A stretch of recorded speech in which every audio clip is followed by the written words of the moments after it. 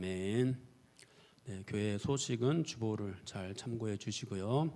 오늘 말씀의 제목은 주보에 나온 곳에서 제가 좀 바꿨습니다. 높으신 분 앞에서입니다. 높으신 분 앞에서. 네, 제가 설교할 때마다 계속해서 우리 히브리서 말씀을 보고 있는데요. 우리가 앞단락에서는 맹세로 보증하시는 하나님의 약속에 대해서 살펴보았습니다. 우리는 연약한 존재이지만 자꾸만 유대교로 돌아가려고 하는 그런 갈등 속에 있는 것 같은 이 당시 유대인 성도들과 다를 바 없지만, 그런 우리를 향해서 하나님께서 하나님의 맹세로 반드시 우리의 구원을 이루어 주시겠다고 그렇게 말씀을 해 주시는 것이죠. 오늘 이 본문에서는 멜기세덱의 반차를 따라오신 예수님, 그 멜기세덱에 대해서 좀 더 자세하게 설명을 하고 있는데요. 멜기세덱이 얼마나 높은 사람인가를 생각해 보라고 그렇게 말씀을 하고 있습니다. 결국 이 말씀은 예수님이 얼마나 높으신 분인가를 생각하라, 이런 뜻이 되겠죠. 예수님보다 모세가 더 높다고 하고 예수님보다 율법이 더 중요하다고 하는 그런 유대인 성도들에게 예수님이 훨씬 더 높으신 분이다, 예수님이 훨씬 더 중요하다라는 사실을 신학적으로 증명하는 그런 말씀이라고 보면 되겠습니다. 한 절씩 한번 살펴보겠는데요. 우리 1절, 2절 말씀 한번 읽어보겠습니다. 이 멜기세덱은 살렘 왕이요 지극히 높으신 하나님의 제사장이라. 여러 왕을 쳐서 죽이고 돌아오는 아브라함을 만나 복을 빈 자라. 아브라함이 모든 것의 10분의 1을 그에게 나누어 주니라. 그 이름을 해석하면 먼저는 의의 왕이요 그 다음은 살렘 왕이니 곧 평강의 왕이요. 아멘. 이 멜기세덱이 살렘 왕이고 지극히 높으신 하나님의 제사장이라고 그렇게 소개합니다. 이 멜기세덱에 대해서 창세기 14장에 나와 있죠. 아브라함이 그돌라오멜 왕을 중심으로 한 4개의 나라 연합군을 이기고 돌아올 때 아브라함을 축복한 사람입니다. 그는 일방적으로 아브라함에게 와서 아브라함을 축복했습니다. 히브리서 기자는 그의 이름에 대해서 의의 왕이요 평강의 왕이다 이렇게 해석을 하는데요. 여러분, 의의 왕 또 평강의 왕 하면 또 떠오르는 분이 누구죠? 예수님이죠. 이 멜기세덱에 대해서 우리가 나온 창세기 14장 말씀을 다시 한번 또 살펴보겠는데요. 창세기 14장 18절에서 20절 한번 보겠습니다. 살렘 왕 멜기세덱이 떡과 포도주를 가지고 나왔으니 그는 지극히 높으신 하나님의 제사장이었더라.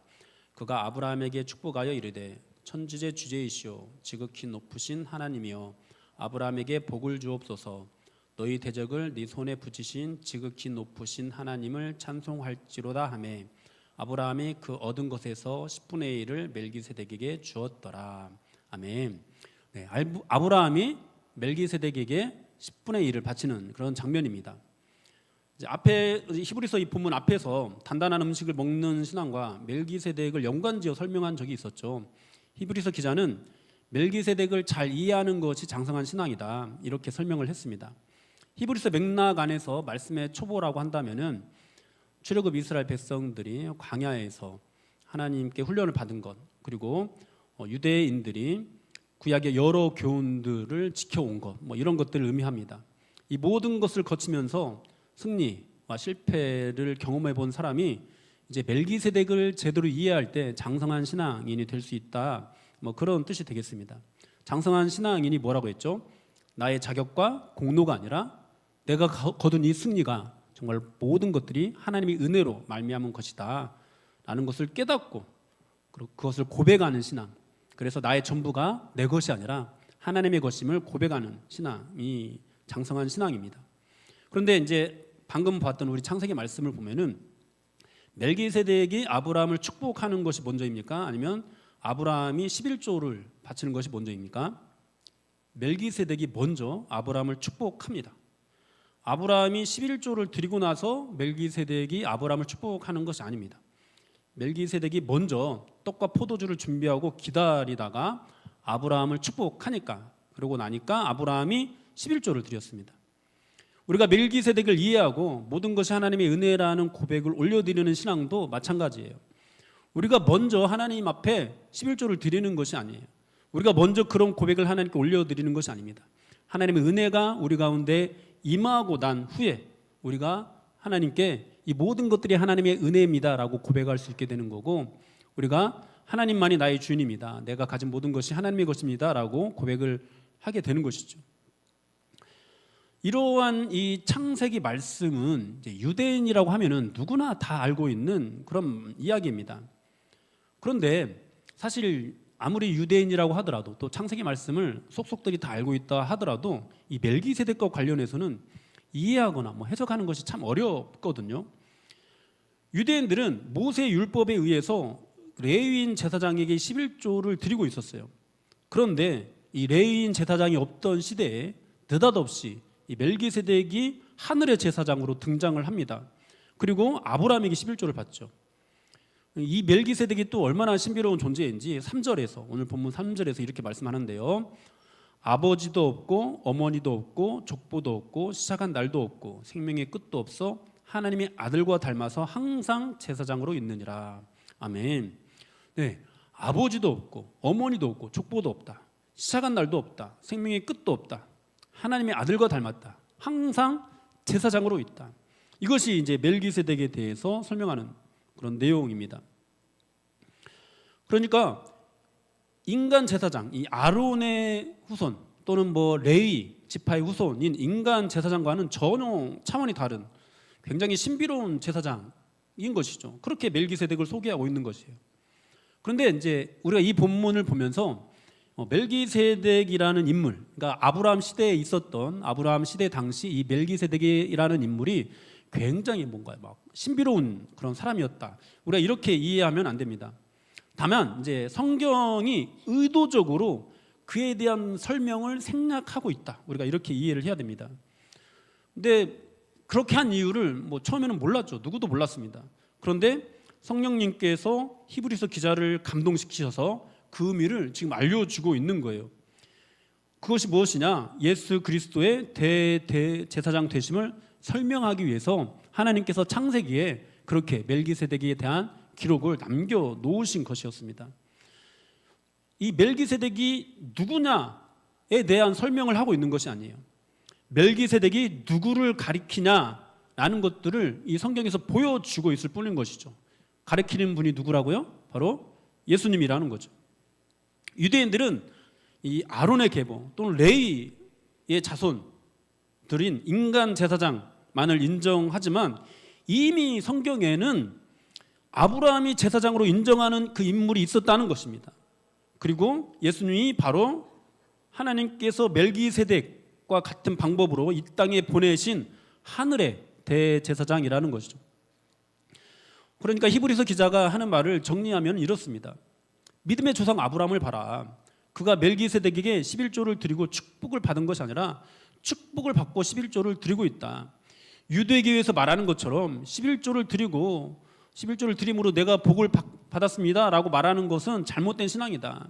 그러니까 유대교에서 하나님을 섬기는 방식으로 신앙생활을 하려고 하는 것을 그만두어라. 유대교로 돌아가려고 하지 마라. 아브라함이 멜기세덱에게 11조를 드리는 그 방식으로 우리가 신앙생활을 해야 된다. 그것이 바로 예수님을 믿는 것이다. 예수님을 통해서 하나님께 나아가는 것이다. 이 예수님 믿는 믿음에서 떠나가지 마라. 이런 권면을 하고 있는 것이죠. 사랑하는 여러분, 우리의 신앙도 그와 같이 나아가야 합니다. 복 받기 위해 정성을 올려드리는 신앙이 아니라 나의 모든 것이 하나님의 은혜로 말미암았다라는 것, 이런 고백 위에 감사함으로 우리가 정말 우리의 모든 열정들을 하나님께 올려드려야 합니다. 이미 받은 복을 근거해서 하나님의 왕 되심을 인정하면서 정말로 감사함으로 우리의 헌신도 드리고 우리의 예물도 드리고 해야 합니다. 우리의 자격과 노력으로 공로를 쌓기 위한 신앙은요, 정말 올바른 신앙이 아닙니다. 우리의 구원은 오직 예수 그리스도를 통해서만 옵니다. 하나님의 일방적인 은혜로 주어집니다. 만일 오직 예수 외에 다른 것을 덧붙이려고 한다면은 여러분, 그것은 기독교가 아닙니다. 그것은 다른 복음입니다. 나의 모든 것이 주님의 것입니다 라고 고백하는 것이 기독교고요, 예수님만이 유일한 나의 구원자이십니다 라고 고백하는 것이 기독교입니다. 그러므로 우리는 하나님께 나아갈 때 예수 믿는 믿음 외에 다른 것들을 더 덧붙이려고 해서는 안 됩니다. 나의 자격이나 공로라고 할 수 있는 것들이 있겠죠. 우리가 신앙생활 열심히 하다 보면은 그런 것들이 쌓이겠죠. 그러나 하나님께 나아갈 때 우리가 기도를 드리거나 뭐 예배를 드리거나 할 때 우리가 그것들은 다 내려놓고 나아가야 된다는 것이죠. 우리 안에 있는, 우리에게서 감사의 고백을 들으시는, 우리에게서 이 모든 것들이 하나님의 은혜로 말미암았다는 그 고백을 하게 하신 예수 그리스도의 영, 그 예수님만을 의지하면서 예수님만을 붙잡고 나아가야 합니다. 사랑하는 여러분, 여러분들은 어떻게 예수님을 믿고 있습니까? 멜기세덱이 아브라함을 축복하는 이 방식으로 예수님을 믿고 있습니까? 아니면 여러분이 하나님께 11조를 드려서 나 복 받아야겠다, 11조를 드려서 복 받아야 되겠다, 이런 믿음으로 나아가고 있습니까? 멜기세덱이 아브라함을 축복하는 방식으로 신앙생활을 하는 은혜가 저 여러분들에게 가득하기를 축복합니다. 그런 믿음 안에서 여러분 오직 예수님만 높이는 그런 신앙생활을 하십시오. 그 안에서 그 안에 하나님께서 맹세로 보증하신 이 구원의 약속이 있는 거예요. 다른 것에 구원의 약속이 있는 것이 아닌 거예요. 여러분, 만약 우리가요 정말로 그런 믿음을 갖게 된다면, 그리고 그런 믿음만으로 하나님 앞에 나아가고, 그런 믿음만으로 하나님을 예배하고, 그런 믿음만으로 우리가 이 땅 가운데 살아가는 모든 인간관계를 할 수 있다면 여러분 정말로 엄청난 일이 일어날 거예요. 여러분 우리가 그런 믿음으로 충만하면요 우리는 더 이상 이 세상을 살아가면서 죄악에 물드는 존재로 살아가지 않게 될 것입니다. 우리가 서 있는 모든 곳에서 빛을 비추는 존재로 살아가게 될 거예요. 여러분, 구약의 개념은요 우리가 죄가 있는 곳에 가면은 죄에 물들어요. 우리가 부정하게 돼요. 그러나 신약의 개념은 그렇지 않습니다. 예수님께서 이 땅에 오셨을 때 여러분 이 부정한 사람들하고 접촉하면은 예수님이 부정하게 된 것이 아니었어요. 부정했던 그 사람들이 깨끗하게 되는 것이었어요. 그러므로 우리 안에 진짜 예수 그리스도가 충만하면은요 우리가 세상 가운데 나아간다 하더라도, 세상 사람들과 접촉하게 된다 하더라도 절대로 우리가 그들에게 물들지 않게 되는 거예요. 우리 안에 예수님만을 붙잡는 그 믿음이 있으면은요 우리가 세상 가운데 있어도 그들에게 빛의 존재로 설 수 있게 되는 거예요. 그들 안에서 살아가면서도요 우리가 소금의 맛을 잃어버리지 않게 되는 거예요. 여러분, 정말로 그렇게 살게 된다면 어떻게 될까요? 세상 사람들이 우리를 통해서 정말로 하나님을 보게 될 것입니다. 하나님을 두려워하게 될 것입니다. 하나님을 인정하게 될 것입니다. 하나님이 살아계신 분이다. 나는 믿음이 없는데 저들이 생활하는 거 보니까 정말 하나님이 있는 것처럼 살아가. 정말 뭔가 하나님이 있는 것 아닐까? 이런 생각을 갖게 된다는 겁니다. 여러분, 우리가 정말로 예수님을 믿는다면요, 정말 신앙생활 한다면 그런 꿈을 꿔야 되지 않겠습니까? 여러분, 꿈꾸는 것이 무엇인가요? 여러분들이 믿는 그 믿음으로 간절히 소망하는 것이 무엇인가요? 내가 잘 되는 거, 내가 병낫기를 바라는 거, 내 자녀가 잘 되기를 바라는 거, 뭔가 교회가 부흥하는 거. 물론 이런 기도를 우리가 하나님께 올려드릴 수 있죠. 그 기도가 잘못된 것은 아니죠. 그러나 단지 우리의 신앙의 내용이 그것뿐이라면, 그것으로 가득 채워져 있다면 여러분 그것으로는요 우리가 세상 가운데서 죄악에 물들지 않는 빛의 존재로 살아갈 수가 없는 거예요. 세상에 물들게 되는 거예요. 여러분, 오히려 우리가 더 부정하게 되는 거예요. 어쩌면 오늘날의 교회가 그런 결과로 세상의 손가락질을 받고 있는 것인지도 모릅니다. 여러분, 정말로 우리가 예수를 믿는다면은, 정말로 하나님의 백성이로 여겨진다면은, 여러분 아브라함이 꾸었던 그 꿈을 꾸어야 되지 않을까요? 그냥 내가 복 받는 인생이 아니라, 아브라함으로 사는 인생이 아니라 나를 통해서 천하 만민이 복을 받는 아브라함으로 사는 그런 인생을 우리가 꿈꿔야 되지 않을까요? 여러분, 이어지는 본문 말씀 한번 계속해서 보겠습니다. 4절에서 10절까지 다 한번 쭉 읽어보겠습니다. 4절에서 10절입니다. 이 사람이 얼마나 높은가를 생각해 보라. 조상 아브라함도 노량물 중 10분의 1을 그에게 주었느니라. 레위의 아들들 가운데 제사장의 직분을 받은 자들은 율법을 따라 아브라함의 허리에서 난 자라도 자기 형제인 백성에게서 10분의 1을 취하라는 명령을 받았으나 레위 족보에 들지 아니한 멜기세덱은 아브라함에게서 10분의 1을 취하고 약속을 받은 그를 위하여 복을 빌었나니 논란의 여지 없이 낮은 자가 높은 자에게서 축복을 받느니라. 또 여기는 죽을 자들이 10분의 1을 받으나 저기는 산다고 증거를 얻은 자가 받았느니라. 또한 10분의 1을 받는 레위도 아브라함으로 말미암아 10분의 1을 바쳤다고 할 수 있나니 이는 멜기세덱이 아브라함을 만날 때 레위는 이미 자기 조상의 허리에 있었음이라. 아멘. 네, 여기서도 계속해서 이 멜기세덱이 얼마나 높은 존재인지를 설명하고 있는데요. 정리하면 이렇습니다. 아브라함도 멜기세덱에게 11조를 바쳤습니다. 그리고 레위는 이런 아브라함의 후손입니다. 그렇다면은 레위도 멜기세덱에게 11조를 바친 것과 같습니다. 따라서 레위 지파의 제사장보다 멜기세덱이 더 높은 제사장입니다. 그러므로 멜기세덱의 반차를 따라오신 예수님은 인간 제사장보다 훨씬 더 높으신 분이십니다. 이렇게 설명을 하는 거죠. 이 말씀의 핵심은 7절이라고 할 수 있는데요. 7절 다시 한번 읽어볼까요? 논란의 여지 없이 낮은 자가 높은 자에게서 축복을 받느니라. 아멘. 논란의 여지 없이 낮은 자가 높은 자에게 축복을 받는다고 그렇게 말씀을 합니다. 아브라함이 멜기세덱을 통해 복을 받았다면 당연히 아브라함의 후손인 레위도 멜기세덱을 통해 복을 받은 것입니다. 또 당연히 아브라함의 후손인 모든 유대인들도 멜기세덱을 통해서 복을 받은 것과 같습니다. 그러므로 멜기세덱의 반차를 따라 세상에 온 제사장이 모세의 율법을 따라온 인간 제사장보다 더 높다는 것이죠.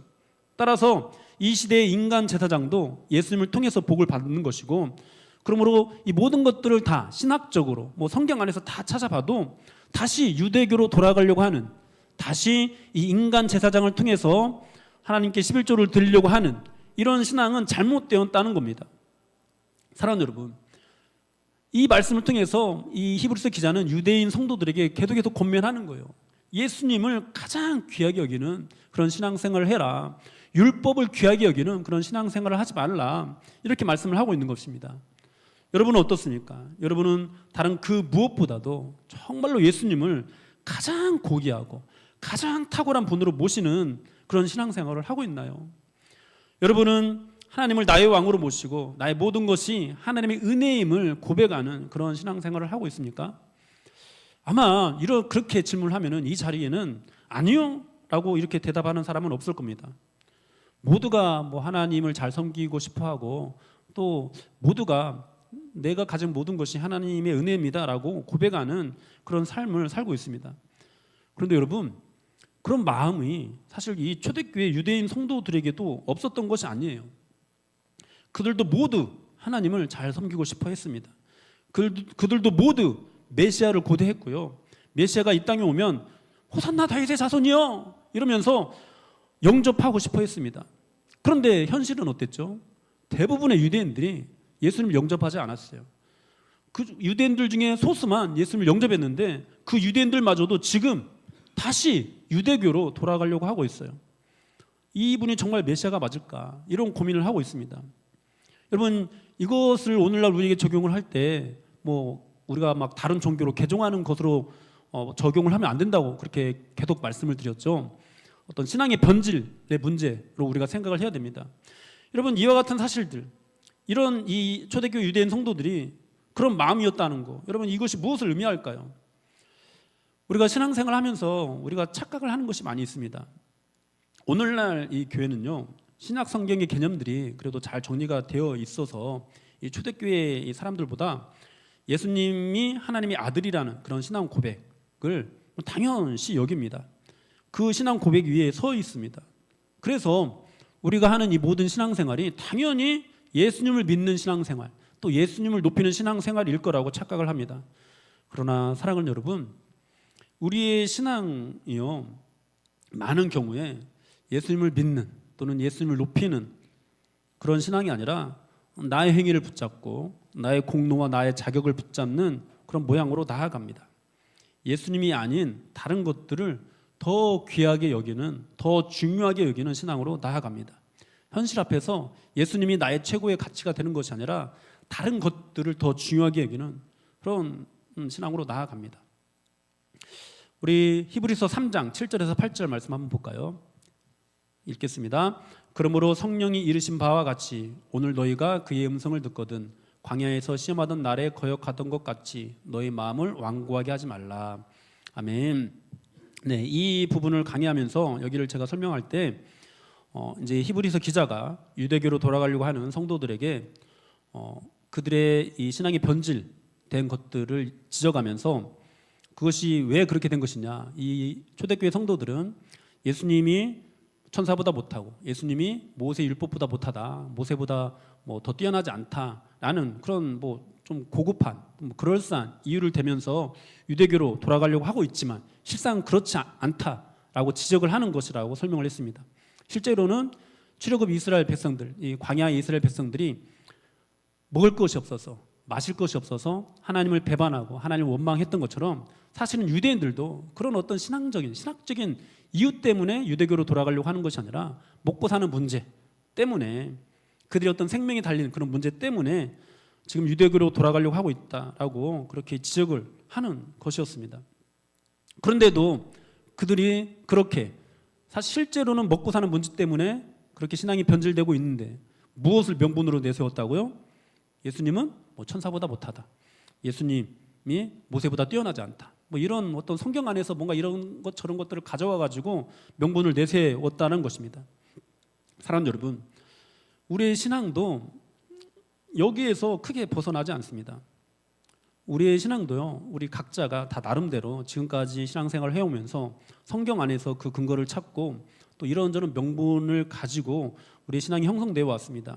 그러나 그 내면을 우리가 잘 들여다보면요, 먹고 사는 문제 또는 자기 경험의 한계에 갇혀서 변질되는 일들이 자주 일어납니다. 우리는 뭐 물질의 복을 구하면서 예수님을 붙잡습니다. 또 뭐 자녀가 잘 되기를 바라면서 예수님을 붙잡습니다. 병이 낫기를 바라면서 예수님을 붙잡습니다. 또는 우리의 명예나 사명을 위해서 예수님을 붙잡기도 합니다. 그러면서 이제 그 신앙이 그렇게 예수님을 의지하게 되고 그렇게 만난 예수님을 높이는 방향으로, 그렇게 만난 예수님만을 붙잡는 방향으로 나아가게 되면 참 좋지만은 많은 경우에 예수님보다도 다른 것들이 더 강조되는 그런 방향으로 나아갑니다. 그렇게 나아가면서 자기의 그런 신앙에 대해서 이렇게 예수 믿는 것이 왜 나쁘냐, 성경에 이런 사람도 이렇게 예수 믿었다, 뭐 부흥하는 것이 왜 나쁘냐, 성장해야 되는 것이 아니냐, 이러면서 다른 그 모든 것들은 다 뒤로 해버리는, 예수 믿고 잘 되는 것이 뭐가 나쁘냐 이러면서 정말로 제대로 예수 믿는 것들은 뒤로 하고 그 잘 되는 것만을 추구하는 그런 모습으로 나아갑니다. 성경에 나온 여러 인물들이 이런 복을 받았지 않냐, 우리가 그런 복 받는 게 왜 나쁜 것이냐, 이렇게 여러 신학적인 또는 신앙적인 것을 명분으로 내세워서 포장합니다. 그럼 우리의 신앙도 너무도 쉽게 그렇게 병들어요. 그런 신앙을 지적하는 말씀이 있는데요, 고린도전서 1장 22절에서 24절 말씀 한번 보겠습니다. 같이 읽겠습니다. 유대인은 표적을 구하고 헬라인은 지혜를 찾으나 우리는 십자가에 못 박힌 그리스도를 전하니 유대인에게는 거리끼는 것이요 이방인에게는 미련한 것이로되 오직 부르심을 받은 자들에게는 유대인이나 헬라인이나 그리스도는 하나님의 능력이요 하나님의 지혜니라.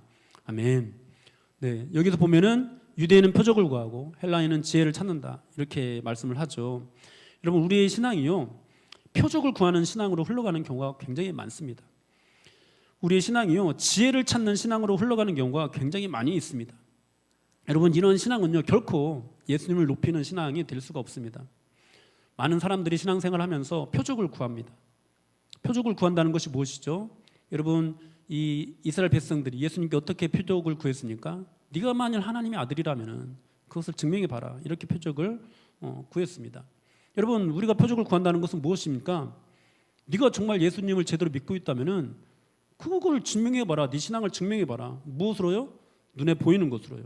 부흥하는 것을 보여봐라, 네가 잘 되는 것을 보여봐라, 뭐 이렇게 말을 하는 것이죠.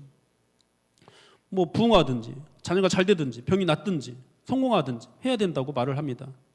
이런 것들이 안 보이면 또 뭐라고 하죠? 야, 뭐 예수 믿는다고 그렇게 막 난리를 치더니만 여태 그 모양 그 꼴이냐, 이렇게 이제 말을 하는 겁니다. 어떤 사람은 또 자꾸만 지혜를 찾습니다. 여러분, 이 당시의 지혜는요, 영은 선하고 육은 악하다라고 하면서 모든 것을 이분법적으로 판단하는 그런 헬라 철학에 기반합니다. 여러분, 그리고 이런 헬라 철학이요, 오늘날의 우리의 어떤 가치관에도 뼛속 깊숙이 들어와 있습니다. 육신을 입고 이 땅에 오신 예수님이 천사보다 못하다고 하고 인간인 예수님이 하나님의 아들일 리 없다는 식의 말을 하는 것이죠. 뭐 예를 들면 영적인 것만 강조합니다. 그래서 뭐 금욕주의에 빠지기도 하고 어떤 것이 영적인 것인지 어떤 것이 육적인 것인지 뭐 이런 것들도 사실 뭐 눈에 보이는 것으로 기준을 정하는 것 같아요. 그러면서 뭐 금욕주의에 빠져서 세상과 단절하고 살아가는 사람들도 있습니다. 세상은 육적인 것이니까요. 어떤 사람은 기도만 강조합니다. 어떤 사람은 전도만 강조합니다. 어떤 사람은 뭐 독서만, 어떤 사람은 또 말씀만 강조합니다. 예수님처럼 죄인들 속에서 먹고 마시면 악하다고 이렇게 말합니다. 여러분 뭐 오해하지 마십시오. 제가 계속해서 히브리서 강의하면서 그런 설명을 드렸죠. 기도를 강조하는 것이 나쁜 것이 아니죠. 그죠? 그런데 기도만 강조하면 위험합니다. 말씀을 강조하는 것도 나쁜 것이 아니에요. 정말 좋은 거예요. 우리는 말씀을 강조해야 됩니다. 그러나 말씀만 강조하고 다른 모든 것들을 다 폄하해 버린다면 그것은 굉장히 위험합니다. 그런데 우리가 어떤 특정한 것에 막 은혜를 받고 어떤 특정한 것을 막 신비한 경험을 하고 나면은 황홀한 경험을 하고 나면은 마치 그것이 최고였냐 하면서 다른 것들을 깔아뭉개는, 그래서 나는 우월하고 너는 좀 우월하지 않다, 저급하다, 이런 생각을 가지고 살아가는 것이죠. 이것이 지혜를 구하는 신앙생활입니다. 여러분 표적을 구하는 뭐 그런 신앙생활, 지혜를 찾는 신앙생활, 여러분 이것의 열매들이 뭔지 압니까? 각각 양극단이 있어요. 표적을 구하는 신앙은요, 뭐 누군가를 비난하고 정죄하거나 아니면은 누군가를 굉장히 부러워하면서 그 사람을 우상화해서 막 사람에게 막 맹종하는 그런 신앙으로 나아갑니다. 지혜를 구하는 신앙은요, 지나치게 자기 혐오에 빠지거나 아니면 뭐 우월의식, 선민의식에 빠지게 됩니다. 사랑하는 여러분, 예수님을 붙잡지 않게 되면 그렇게 되는 거예요. 예수님을 붙잡지 않는 신앙이 아니라 어떤 율법주의 또는 공로주의 이런 것에 빠지면, 예수님이 아닌 다른 것들을 더 강조하는 신앙생활을 하면 그렇게 되는 거예요. 여러분은 누군가를 비난하고 정죄하는 것을 멈추십시오. 누군가를 부러워하면서 나도 그 사람처럼 복받고 싶다, 여러분 그런 생각을 멈추십시오. 또한 지나친 자기 혐오나 자기 비하에서 빠져나오십시오. 여러분은 그렇게 하찮은 존재가 아닙니다. 내가 누구보다도 우월하다는 선민의식에서도 빠져나오십시오. 영적인 우월감으로 내가 쟤보단 낫지 이런 생각들도 하지 마십시오. 여러분 우리는 그렇게 대단한 존재가 아닙니다. 다른 사람과 뭐 그렇게 크게 다른 그런 존재가 아닙니다. 여러분 오직 예수님만 붙잡으십시오. 예수님만이 우리의 능력입니다. 예수님만이 우리의 희망입니다. 예수 그리스도 안에 있을 때 우리는 귀한 존재가 되고요, 또 예수 그리스도 안에 있을 때 우리는 누구보다도 겸손한 사람이 되는 것이에요. 우리 7절 말씀 다시 한번 읽어볼까요? 7절 말씀입니다. 논란의 여지 없이 낮은 자가 높은 자에게서 축복을 받느니라. 아멘. 여러분 이 말씀은요, 우리에게 이렇게 묻고 있는 거예요. 너는 지금 누구 앞에 서 있느냐? 너는 무엇을 자랑하느냐? 논란의 여지 없이 우리는 가장 고귀하고 가장 탁월하신 예수님 앞에 서야 합니다. 예수 그리스도만을 자랑해야 됩니다. 여러분 우리의 진정한 능력은요, 예수 그리스도를 통해서만 나옵니다. 다른 것을 통해서 나오지 않습니다. 여러분 제가 지금까지 신앙생활하면서 이것은 정말 잘못된 가르침이었다라고 말을 하는 거, 제가 여러 차례 우리 성도들 앞에서도 아마 말을 한 적이 있는 것 같고, 제가 청년들에게도 그런 말을 하는데요. 어떤 말이냐면은 예수 믿고 잘 돼야 하나님께 영광이 된다. 여러분 이것은요 새빨간 거짓말입니다. 절대 그렇지 않습니다. 예수 믿고 잘 되는 것이 하나님께 영광이 된다고요? 영광이 되는 경우도 있겠죠. 그러나 그것이 절대적으로 하나님의 영광이다라고 말할 수 없습니다.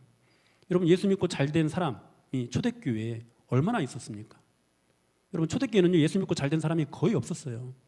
근데 오늘날에는 교회 다니는 사람 중에 잘 된 사람이 굉장히 많이 있습니다. 그러면은 그 예수 믿고 잘 되는 것이 정말 하나님께 영광이고 그것이 능력이라면은 한번 대답해 보십시오. 초대교회가 더 능력이 있습니까? 아니면 오늘날 교회가 더 능력이 있습니까? 여러분 오늘날 교회가 능력이 있다고 말하는 사람 아무도 없을 거예요. 초대교회가 훨씬 더 큰 능력이 있었어요. 그들은 오늘날 우리처럼 가진 것이 없었어요. 그들 중에 예수 믿고 잘 되는 사람이 없었어요. 그런데도 훨씬 더 큰 능력을 가지고 있었습니다. 예수 믿고 잘 되는 것이 여러분 하나님께 영광이 되는 것이 아니에요. 예수 똑바로 믿는 것이 하나님께 영광이 되는 겁니다. 여러분 예수를 제대로 믿는 것이 진짜 능력인 거예요. 여러분 교회 안에 성공한 사람이 없어도 교회 안에 뭐 돈 많이 가진 사람이 없어도 예수를 제대로 믿고 있다면요, 그 시대에 가장 가난하고 연약한 사람들을 감동시킵니다. 그 시대에 로마 황실의 이 권력을 가지고 있는 사람들도 무너뜨립니다.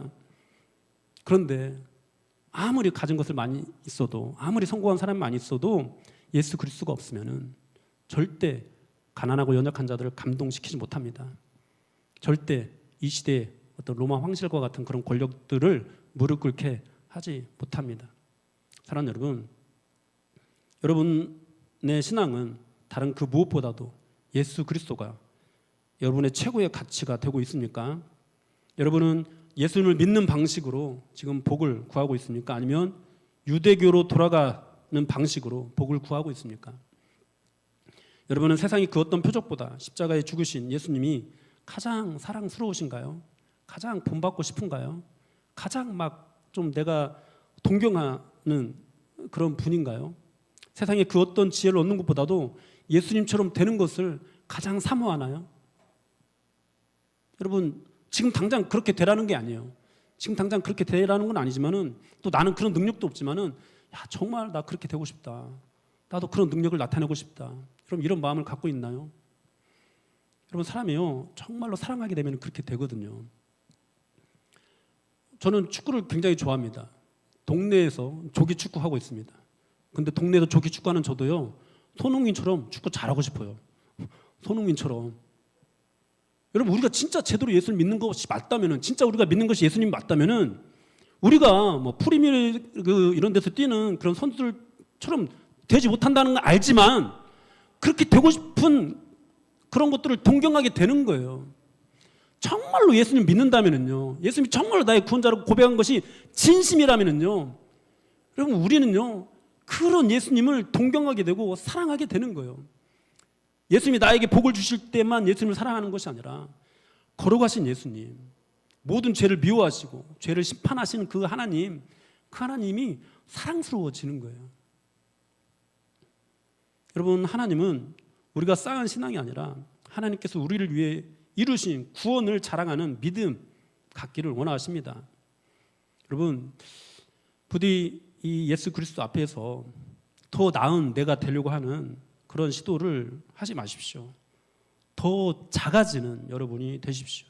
그래서 초대교회가 그랬던 것처럼 우리도 정말 오직 예수님만을 붙잡는 믿음으로 이 시대에 가장 가난하고 연약한 사람들에게 감동을 주는, 우리 교회에 찾아오는, 우리 교회에 출석하는 가장 연약하고 가난한 사람들에게 감동을 주는, 그리고 또 이 시대에 로마 황실과 같은 그런 권력을 가진 사람이 있다면은 그들까지도 무릎 꿇게 하는 그런 능력 있는 교회, 여러분, 그런 교회를 꿈꿔야 되지 않을까요?